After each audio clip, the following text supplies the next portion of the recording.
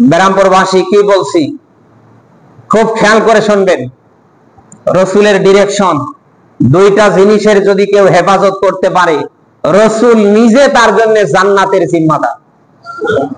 এই গ্যারান্টি রসুলের। কার? আপনি দুইটা জিনিস যদি হেফাজত করতে পারেন, রসুল আপনাকে ধরে জান্নাতে প্রবেশ করাবে।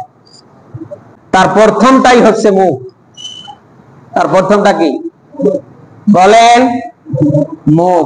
জবানের হেফাজত, আমরা জবানের হেফাজত করতে পারি না, কারণ আমি যা বলি এগুলি রেকর্ড করে কে? মা ইয়ালফিযু মিন কাউলিন ইল্লা লাদাইহি রাকিবুন আতীদ। আল্লাহ বলেন, মানুষ এমন কোন কথা বলে না যেটা রেকর্ড হয় না। এই যে আমি কথা বলছি, মোবাইলে রেকর্ড হচ্ছে।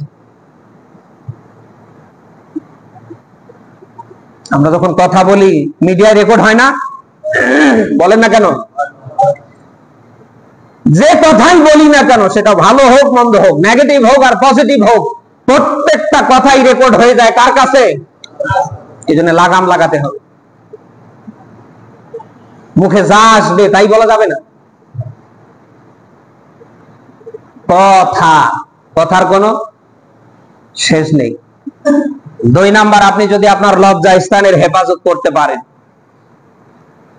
রসুল বলেন আমি তার জন্য জান্নাতের জিম্মাদার। আমরা কি আজকের এই আলোচনা থেকে আমাদের জবান এবং আমাদের গুপ্ত স্থান, লজ্জা স্থান আমরা হেফাজত করব? পারবো না ইনশাআল্লাহ? আল্লাহ আমাকে সহ সকলকে যেন তৌফিক দান করে।